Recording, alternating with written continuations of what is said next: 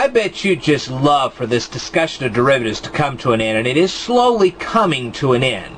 But I wanted to make sure you got this concept completely clear before we move on, because we're going to be working with more complex equations, and we're going to be working with derivatives quite a bit in the days to come.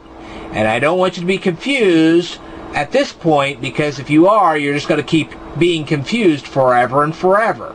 All right. Let's take an equation right here. We have 30 miles an hour, and we're going to divide it by 60 minutes. Now, we've got a road here. We're going to travel a total of 30 miles. And at the end of 60 minutes, we're going to go from point A, which is right over here, to point B, which is right over here. Okay, so from point A to point B, we're going to travel consistently for 60 minutes. All right, and if we can travel consistently for 60 minutes, we're going to travel a complete distance of 30 miles. However, let's say you're leaving some kind of a town and you're going to yet another town. Now, when you're driving in the first town, you may be going at 35 miles an hour. But then you hit some kind of a highway and you're driving now at 55 miles an hour. And when you reach the other town, you may be driving at 25 miles an hour. It's hard to believe, but there are some towns where you only drive 25 miles an hour. And that's true. So it doesn't matter that you're traveling 35 miles an hour for part of the trip, you're traveling 55 for another part of the trip, and you're traveling 25 for another part of the trip. The point is, you have covered a completed distance of 30 miles in 60 minutes. Okay? So, the average rate of speed for that kind of a trip can be found.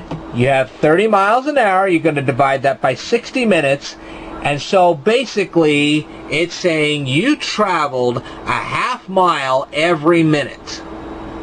Now, as we all know, if your car speeds up or slows down for any reason, you're no longer traveling a half mile a minute. Now you're traveling a different rate of speed. Okay, so that's your average speed. Your average speed changes based on whether you speed up the car, you slow down the car, weather conditions interfere with the traveling of your car, so on and so forth. But basically it comes down to, no, it doesn't matter why you had to slow down or speed up your car. Your average rate of speed of a half mile a minute will change because you had to speed up the car or slow down the car at a certain point in your trip. It's that simple. Now, here comes the problem.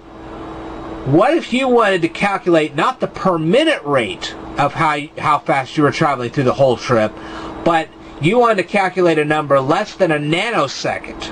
Okay? Now, I know that they have names for numbers that are less than a nanosecond, but just to save a lot of argument at this point, okay, we're going to say anything less than a nanosecond is 0. Well, you can't divide 30 miles an hour by 0. Okay, you can't say, okay, we have traveled 0 minutes and 0 seconds. That means you haven't even gotten out of your driveway. So that's where the derivatives come from. We're trying to find that rate at less than a nanosecond. Alright, now I showed you in a previous video that the per minute rate and the per second rate and the per nanosecond rate can be, those numbers can be radically different.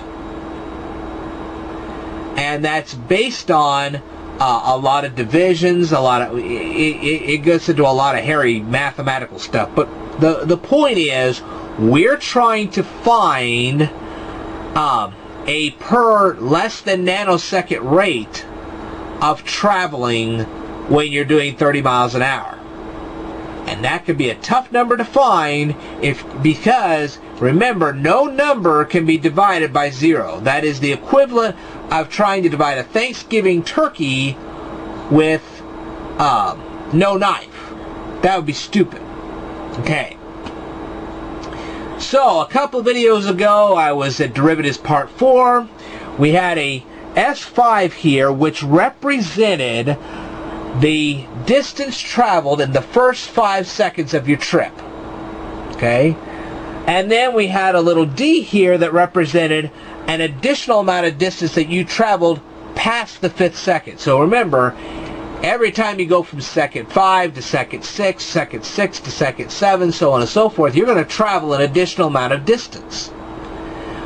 So we're going to use a variable, and in the first case we use the letter d to represent that distance that we just didn't know.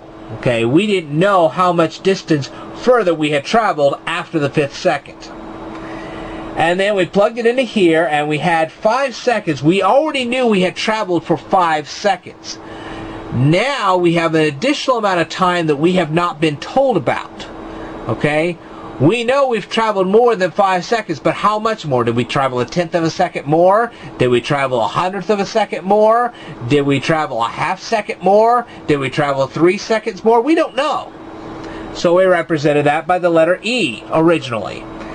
And then we came up with this equation and we solved it, so on and so forth.